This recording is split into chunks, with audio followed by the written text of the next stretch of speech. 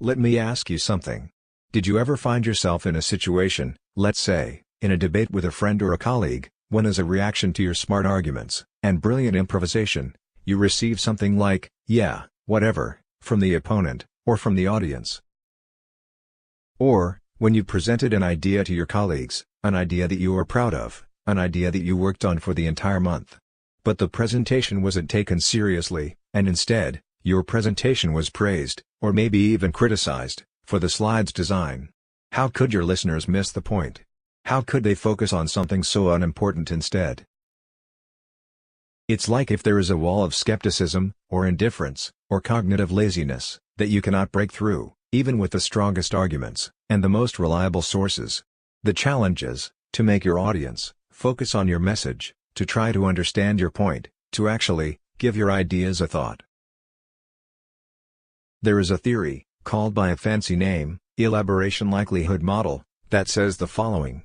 When you convey an idea that you want to be accepted by an audience, your message will either be processed carefully, or it will be processed superficially. When people actually make a cognitive effort to follow your thoughts, to understand your points, we call this cognitive process a central route. Otherwise, the cognitive process is called peripheral route. What is the chance that the audience will carefully elaborate on your message?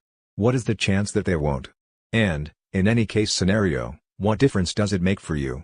This is exactly what the elaboration likelihood model is meant to explain.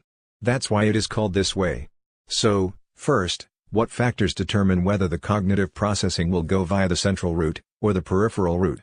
According to the theory, these factors relate to the target audience. Is the topic interesting to the audience? For instance, is it about something that people are curious about, fascinated by? Is there any motivation based on self-interest? In other words, is there any stake for the listener? Is the topic perceived as important? For example, environmental or social issues might not concern listeners directly, but are perceived as universally important. What is the ability of the audience to listen and focus on the message? For example, what is the audience's mood? Maybe the audience is stressed, excited, or distracted by something. What is the physical condition? Maybe the listener didn't have a proper sleep the night before, and simply cannot stay focused on what you say. So, sometimes your message can be processed in a superficial way, simply because of a bad timing.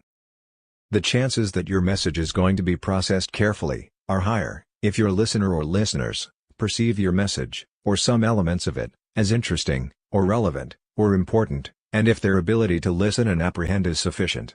Otherwise, for reasons such as low interest in the topic, low motivation, low importance, or limited ability to concentrate on the message and apprehend it, your message is likely to be processed via a peripheral route. So, what if the cognitive process is central, and what if it is peripheral? Depending on the route, listeners focus on, and therefore, tend to be persuaded by different aspects of your message. If the process is central, then the listeners are more likely to focus on your arguments, on the consistency of your logic, on the credibility of information and sources, and so on. In other words, the substance of your message is what persuades in this case. On the other hand, if the process is peripheral, the audience is more likely to be persuaded by the form of your message. For example, is it clearly articulated, or is it messy? Do you use appropriate vocabulary? Do you look credible? Do you look confident? And so on. Even the setting of the communication matters in this case. For example, a peripheral factor of persuasion can be whether the communication happens in a bar, or in an auditorium, a more formal setting. So, to sum up, what exactly is the practical implication of the elaboration likelihood model? In fact, it is pretty straightforward. It tells you what you should emphasize in your persuasive endeavor, depending on your audience. If you anticipate that your audience will only give your message a superficial consideration for reasons such as low interest, unobvious relevance, bad timing, and so on, you should work on the form of the message, make it impeccable.